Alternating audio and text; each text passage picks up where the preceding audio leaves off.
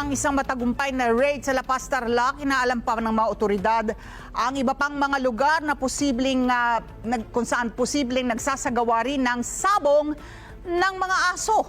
Pinaniniwala ang may kaugnay ng operasyon sa Tarlac sa isang mas malawak na network ng dogfighting sa bansa. Erlo Bringas sa detalye. Yan ang kadalasang eksena sa isang tahanan sa Barangay Motorico, La Paz, Tarlac, na kung saan may pinagsasabong ng dalawang mga hayop para pagpustahan, pero kung sa iba ay manok, aso ang pinagpipiyastahan ng mga parokyano sa nasabing sabong. Nang dahil dyan, sinalakay ng mga operatiba ng PNP-CIDG kasama ang PAOK o Presidential Anti-Organized Crime Commission ng dogfighting na yan sa lugar. Dito nahuli ng mga operatiba ng CIDG ang suspect na kinilalang si Bill Akira Watanabe na sinasabing pasimuno sa sabong ng mga aso. Inisyu sa suspect ang search warrant ng Regional Trial Court Branch 81 ng Malolos, Bulacan. May concerned citizen na nag-report sa AWIP. Yung AWIP, yung International Organization, yung Animal Welfare Investigation Project, AWIP. Na meron ngang dog fighting dyan sa La Paz, Tarlac na nangyayari. Eh, ang pagkakasumbong doon sa AWIP na pinapakita pa sa social media yung pag-aaway ng mga aso. Kaya ang ginawa naman ng AWIP, pinordinate sa PAOK.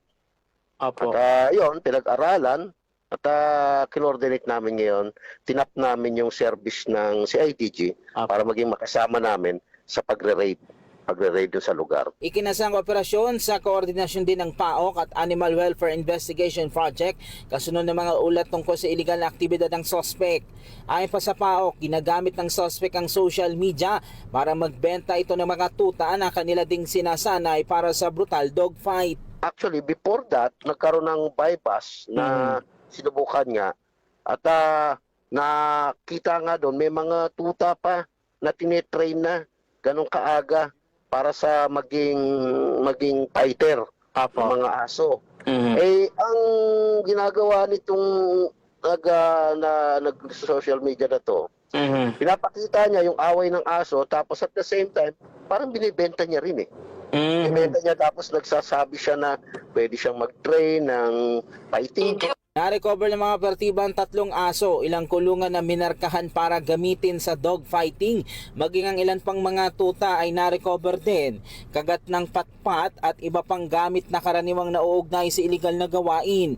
Nasa kustodiya na ngayon ng CIDG ang suspect at nahaharap sa kasong paglabag sa Animal Welfare Act o Republic Act 8485 at patuloy din ang investigasyon upang matukoy kung ang suspect ay may kaugnayan sa isang mas malawak na network dogfighting. Ngayon, bawal yan sa Republic Act 8485 natin, Section 6. Very clear doon na nakalagay na yung dog fighting tsaka yung horse fighting bawal. Baka may iba pa po siyang lugar, may mga ganun pa po ba? Kaya yung pinag-aaralan natin yan, posible nga, no? Kasi naikalat niya napakalakas ng loob nito na magganyan sa social media. Kala mo yung ginagawa niya yung pagsasabong lang ng gagamba. Kasi na social media din yun. Erlo Bringas para sa Mata ng Agila, matatag, matapa, matapat.